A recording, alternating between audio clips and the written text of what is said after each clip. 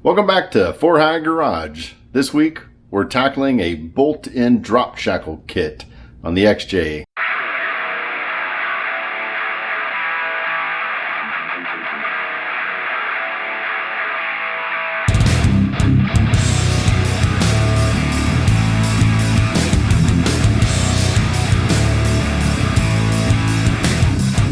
Let's check out the kit itself. Here's the kit. Tools you'll need according to the instructions. Looks pretty simple. Pretty sure it was made in China. Welds look acceptable. We're just holding down a couple of nuts. This part is welded in, but it's really just to prevent it from crushing as the bolt goes through it and bolts in. So, I mean, it doesn't need to be that sturdy of a weld. On the sides, this piece here was bent and then welded. So most of it looks like it was bent then welded, and those look good enough.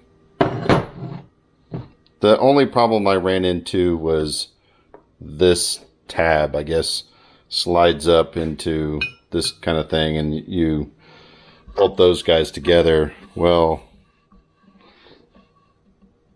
the hole where they bolted or they welded this nut is just offset on that hole, and so it's as far as it wants to thread. So it's just fine, and then once it gets to, well, it barely wants to go through. So I'm just going to run a tap through it and kind of clean out this side of things so that it goes through a little bit easier. If you get the same kit and run the same problem, the tap is 7/16 14. That should get us where we want to be. I just got to run it through. And then once we get into this area here, it should start cutting. Yep, right there is where it wants to start to cut. So we'll get that cleaned up, and then we should be good to go for the install. There we go. You can see where we had to cut some threads into this plate on both of them a little bit. This is because it was just not quite lined up, but now they thread in nice and clean. These all seem to line up just fine, other than powder coating the thread, which was a little weird. There was no clearance issue, although these are 1/2 inch 13 if you have to get something. And I'll link, I looked up some taps on Amazon. They're like under $5 a piece, so not prohibitively expensive. All right, if you're not familiar with the shackle problem the XJ has, it's pretty simple. This is the stock mounting location, and as you can see, I can just barely get a finger between the shackle, or I'm sorry, between the back of the leaf spring and the frame. So as the spring compresses, goes up and pushes the shackle back, it just nails this part of the frame. So that's the problem. The idea is everything gets moved down an inch, 1.5 inches, so that your shackle is out here swinging more freely.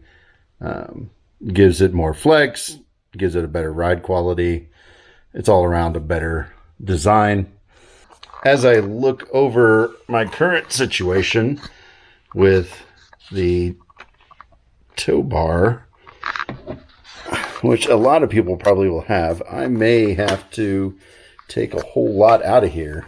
I don't know if this is going to come out in the camera, but the hitch sticks out from the frame, and I think it's going to catch. the piece that slides up in here. So that may have to come off. I read in the instructions that the tailpipe might have to be adjusted. So that might have to come off. Yeah. So we're just going to have to start unbolting stuff and see what we need to do. Let's get at it. All right, before we get too far along, I'm going to take a measurement from the frame down to the floor. Make a couple marks so I know where to measure. When we get done, see what my height is from here.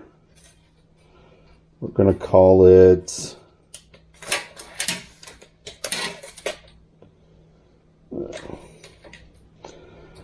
we're going to call it 23 and a quarter. We'll just right here, 23 and a quarter. And when we're done, we'll figure out how much of a lift we get out of this thing.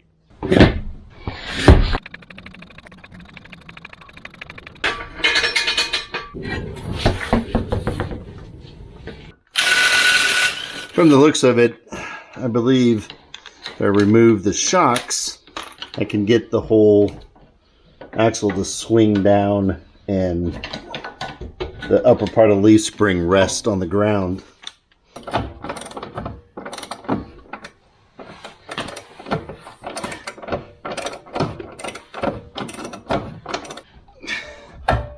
Oh, missed the action shot because I wasn't recording. Anyway, I got the two leaf springs unbolted up top and just dropped it down, and it could go lower if I could get the jack out. But that's fine. There's plenty of room to work now. So let's go with that. Alright, this is just a mock-up. Everything's still pretty loose. I've got the tab in there, two bolts on the bottom here.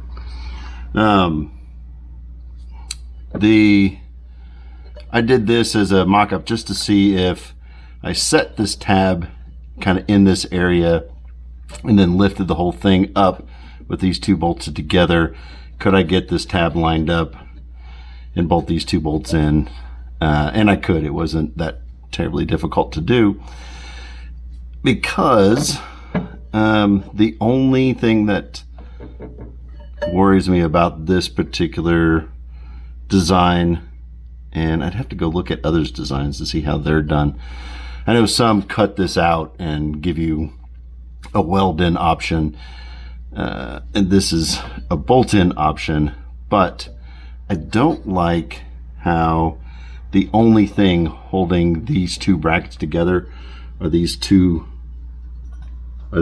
bolts, which probably is enough, but if I can weld these two together and leave the bolts in there, that would be even better, I think. And then I'm back to the stock hardware and a little bit more, holding this whole thing in for any of the lateral stresses that the Shackle puts on this guy, both left and right and front to back, because we're flexing and moving around, and so it's doing a lot of this as much as it's swinging back and forth. So yeah, I think that's going to be part of the game plan. Clearly I'm going to have to do something here. This is pretty much against this. I could get a nut head in here, but I think it's a close call. I need to remove the hitch because I've got a skid plate to go in here, and the rear bumper that I'm putting in has a hitch. So yeah, I think I'm going to pause here and kind of remove stuff.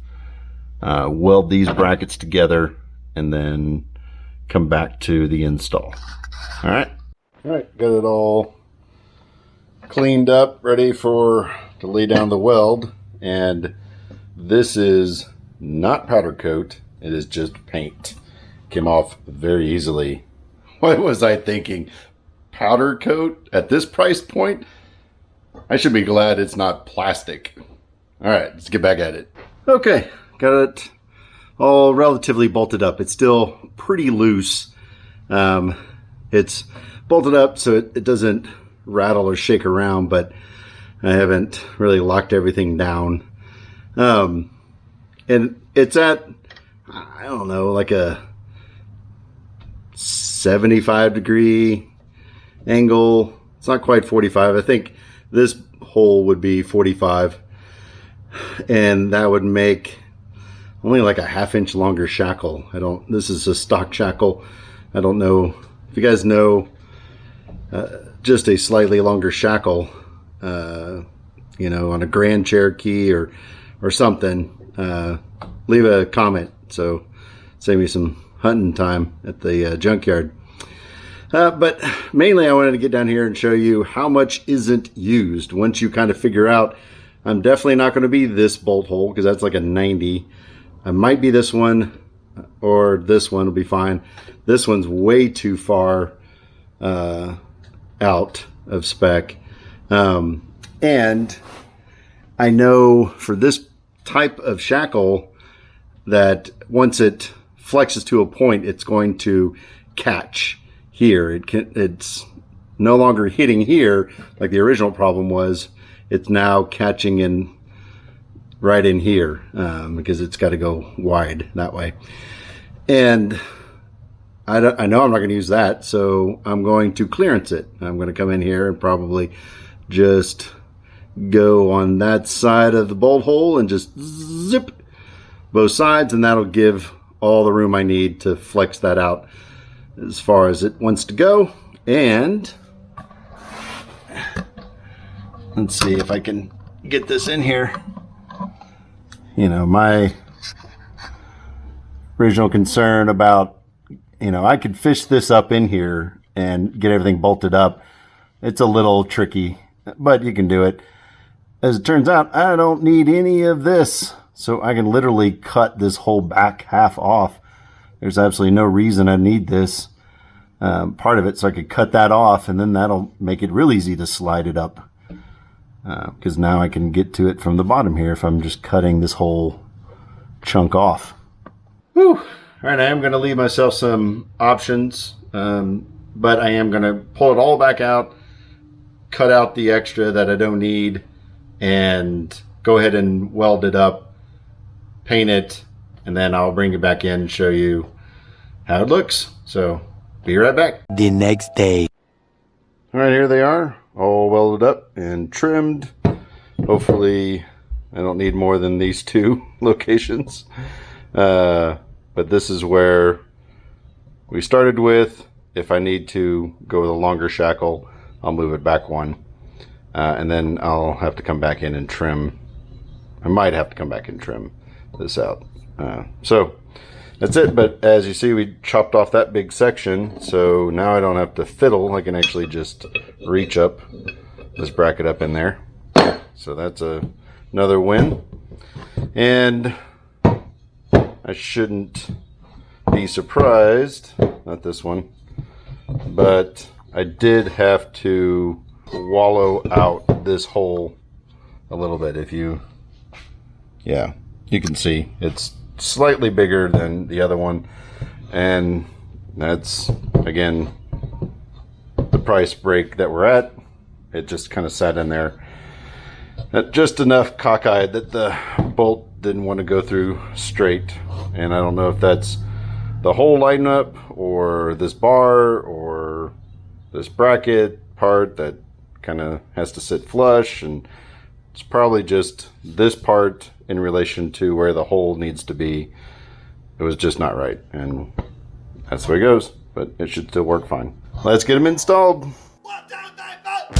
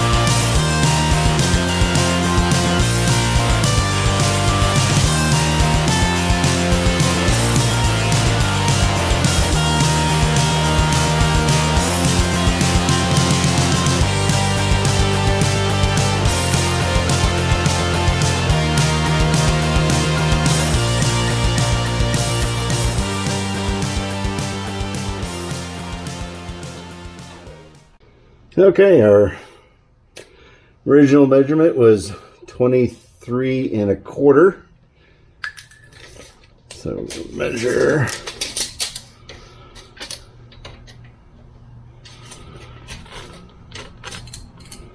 26 and a quarter.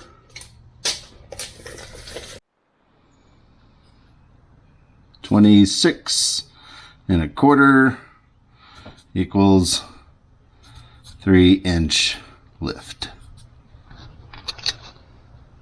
Which makes sense, I think, because from bolt to bolt, it's 4-inch. So that is a 4-inch drop, which translates into a 3-inch lift. There is still more to do.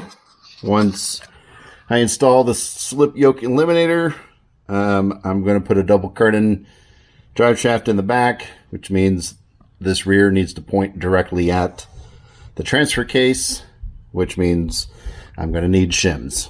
And I don't know the final height or what the front's going to do when I put the lift kit installed on the busted XJ into this XJ. So too many factors. Although it'll be weeks for me to get all that stuff transferred over and the Jeep sitting level to you, it'll be right now. Okay. Ooh, before we get started, what did Mama Bear pack for snack? Let's see. Oh, goldfish. What? Wait, goldfish and pickles. What?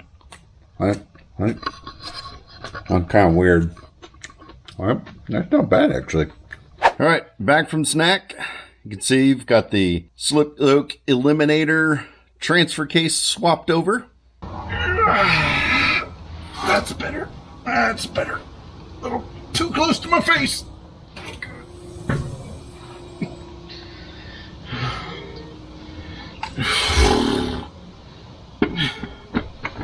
Holy shit, that worked. Adam's drive shaft installed. Oh, wow.